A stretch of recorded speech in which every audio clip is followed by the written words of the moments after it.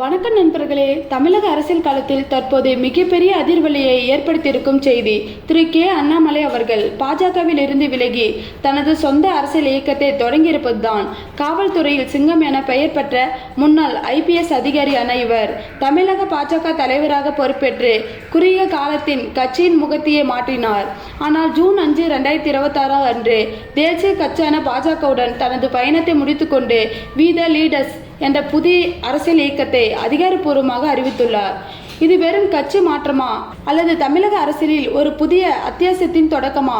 இந்த 20 நிமிட முழுமையான அரசியலில் அண்ணாமலையின் இந்த அதிரடி முடிவுகளுக்கான காரணங்கள், அவரது புதிய இயக்கத்தின் கொள்கைகள் மற்றும் 2031 தேர்தலை நோக்கி அவரது யூகம் ஆகியவற்றை விரிவாக பார்க்க போகிறோம். திரு அண்ணாமலை திடீரென இந்த முடிவை எடுக்கவில்லை என்பதுதான் இதில் உள்ள மிக முக்கியமான விஷயம். பாஜகவின் தேசிய தலைவருடன் அவருக்கு கடந்த சில மாதங்களாகவே கொள்கை ரீதியாக கருத்து வேறுபாடுகள் இருந்து வந்தன. குறிப்பாக 2026 சட்டமன்ற தேர்தலுக்கான அதிமுகவுடன் கூட்டணி அமைக்கும் பாஜகவின் யூகங்களை அண்ணாமலை கடுமையாக எதிர்த்தார். தமிழகத்தின் பாஜக தனித்து போட்டியிட வேண்டும், உள்கட்சி தேர்தல்களிலும் தனித்து நிற்க வேண்டும் என்பதே அவரது தொடர்ச்சியான நிலைப்பாடாக இருந்தது. இது குறித்து பாஜக தேசிய தலைவர் JP நட்டா மற்றும் மத்திய உள்துறை அமைச்சர் அமித் ஷா ஆகியோரிடம் அவரது பலமுறை விவாதித்துள்ளார். தனது முடிவை அவர் கடந்த டிசம்பர் மாதமே தேசிய தலைமையிடம் தெரிவித்துவிட்டார். ஆனால் தேர்தல் பணிகளை முடித்துவிட்டு செல்லுமாறு கட்சி தலைமை கேட்டுக்கொண்டதால் அவர் தனது முடிவை ஒத்திவைத்துள்ளார். ஜூன் 2, 2026 அன்று தமிழக பாஜக பொறுப்பாளர் நிதின் அபினுக்கு அவர் எழுதிய ராஜினாமா கடிதத்தில் தமிழ்நாட்டில் வளர்ச்சி சார்ந்த மற்றும் கலாச்சாரத்தில் வேரூன்றிய அரசியலை முன்னெடுப்பதற்கான எனது நிலைப்பாடுகள் தேசிய தலைமைக்கு மேலும் சுமையை கொடுக்க நான் விரும்பவில்லை என்று மிக தெளிவாக குறிப்பிட்டுள்ளார். எந்தவித கசப்புணர்வும் இன்றி தமிழக கலாச்சாரத்தின் பண்பாட்டோடு மரியாதையாக விடைபெறுவதாக அவர் தனது வீடியோவில் பதிவில் உறுதிபட தெரிவித்துள்ளார். பாஜகவிலிருந்து வெளியேறிய கையோடு தனது நீண்ட நாள் கனவான ஒரு புதிய அரசியல் தளத்தை அண்ணாமலை உருவாக்கியுள்ளார். அதன் பெயர் வி த லீடர்.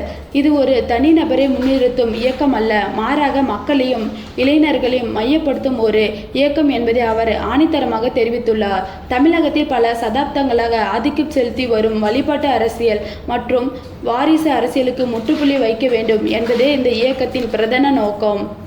இந்த இயக்கம் தொடங்கப்பட்ட சில மணி நேரங்களிலே வி த லீடர் ஆர்கனைசேஷன் என்ற இணையதளத்தின் சுமார் 8.5 லட்சத்திற்கும் மேலான தன்பாளர்களும் 50க்கு மேற்பட்ட அடிமட்ட தலைவர்களும் இணைந்துள்ளனர் என்பது இதன் தொடக்க கால வீரியத்தை காட்டுகிறது. இந்த இயக்கம் கல்வி, சுகாதாரம், நிலையான வளர்ச்சி மற்றும் இளைஞர் தலைமைத்துவம் ஆகியவற்றில் ஆர்வம் கொண்ட அனைவரையும் அரவணைத்து செல்லும் ஒரு தளமாக உருவாக்கப்பட்டுள்ளது. இது எந்த கட்சிக்கும் போட்டியாகவோ யாரையும் எதிர்க்கும் நோக்கத்திலோ தொடங்கப்படவில்லை என்று தங்களது கொள்கைகளை மக்களிடம் கொண்டு சேர்ப்பதே முக்கிய இலக்கு என்று அண்ணாமலை தெளிவுபடுத்தியுள்ளார். அண்ணாமலை புதிய அரசியல் பயணம். முன்னாள் குடியரசுத் தலைவர் டாக்டர் APJ அப்துல் கலாம் அவர்களின் கொள்கைகளை அடிப்படையாக கொண்டது. கோயம்புத்தூரில் உள்ள APJ அப்துல் கலாம் அரசியல் மற்றும் அறக்கட்டளை மையம் இந்த இயக்கத்தின் ஒரு புதிய முக்கிய அங்கமாக செயல்படும்.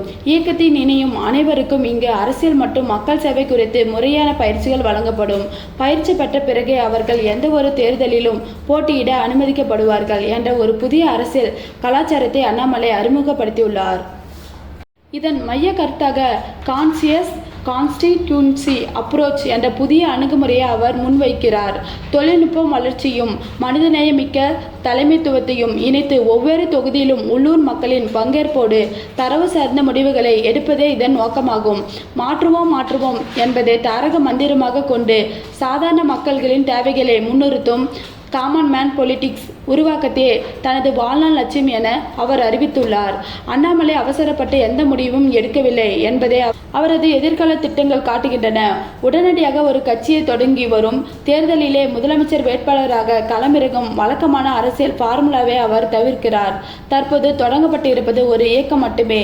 சாதாரண நேரத்தில் இந்த இயக்கம் ஒரு முழுமையான அரசியல் கட்சியாக உருவெடுக்கும் என்று 2031 சட்டமன்ற தேர்தலை சந்திப்பதே தங்களின் பிரதான இலக்கு என்று அவர் அறிவித்துள்ளார். அடுத்த 5 ஆண்டுகளுக்கு கிராமமாக சென்று அடிமட்ட கட்டமைப்பு வலுப்படுத்துவது, புதிய தலைவர்களை உருவாக்குவது, கொள்கைகளை மக்களிடம் கொண்டு சேர்ப்பது என்ற நீண்டகால பயணத்திற்கு அவர் தயாராகிவிட்டார். அரசியல் எந்த ஒரு குடும்பத்திற்கும் சொந்தமானது அல்ல. நிரந்தர தலைவர்கள், எம்பிக்கள், எம்எல்ஏக்கள் என்ற மாயாவை நாம் உடைக்க வேண்டும். பதவிகள் நிரந்தரமல்ல, இயக்கம் நீரை போல ஓடிக்கொண்டே இருக்க வேண்டும் என்ற அவரது முழக்கம் இளைஞர்கள் மத்தியில் பெரும் வரவேற்பை பெற்றுள்ளது. அண்ணாமலையின் இந்த நகர்வு தமிழக அரசியலில் மிகப்பெரிய அதிர்வலைகளை ஏற்படுத்தியுள்ளது. மறுபுறம் நடிகர் விஜய் அவர்களின் தமிழக வெற்றி கழகம் பெருமளவில் இளைஞர்களை ஈர்த்து வரும் நிலையில் அண்ணாமலையின் இந்த புதிய இயக்க மாற்றம் அரசியலை தேடும் மக்களின் வாக்குகளை பிரிக்கலாம். திராவிட கட்சிகளுக்கான திமுக மற்றும் அதிமுகவிற்கு மாற்றாக ஒரு தேசிய கட்சியை நிலைநிறுத்த முயன்ற அண்ணாமலை இப்போது ஒரு மாநில அளவிலான மக்கள் இயக்கத்தின் மூலம் அந்த மாற்றத்தை கொண்டு வர முயற்சியிருக்கிறார். 2031 தளபதி விஜய்க்கும் சிங்கம் அண்ணாமலைக்கும் இடையிலான அரசியல் போட்டி தமிழக களத்தை இன்னும் சுவாரஸ்யமாக்கும் என அரசியல் விமர்சகர்கள் கருதுகின்றனர். முடிவாக ஒரு நேர்மையான IPS அதிகாரியாக தொடங்கி தேசிய கட்சியின் மாநில தலைவராக உருவெடுத்து இன்று தனது சொந்த கொள்கைகளின் அடிப்படையில் ஒரு புதிய பாதையை தேர்ந்தெடுத்துள்ளார் அண்ணாமலை. இந்த நொடி அரசியல் பயணத்தின் அவர் எதிர்கொள்ள போகும் சவால்கள் ஏராளம். ஆனால் உறுதியான கொள்கையும் இளைஞர்களின் ஆதரவும் அவரை அடுத்த கட்டத்திற்கு எடுத்துச் செல்லும் என அவரது ஆதரவாளர்கள் நம்புகின்றனர். அண்ணாமலையின் இந்த வி த லீடர்ஸ் இயக்கம் தமிழக அரசியலில் உண்மையான மாற்றத்தை ஏற்படுத்துமா என்பதை பொறுத்திருந்துதான் நாம் பார்க்க வேண்டும். நன்றி, வணக்கம்.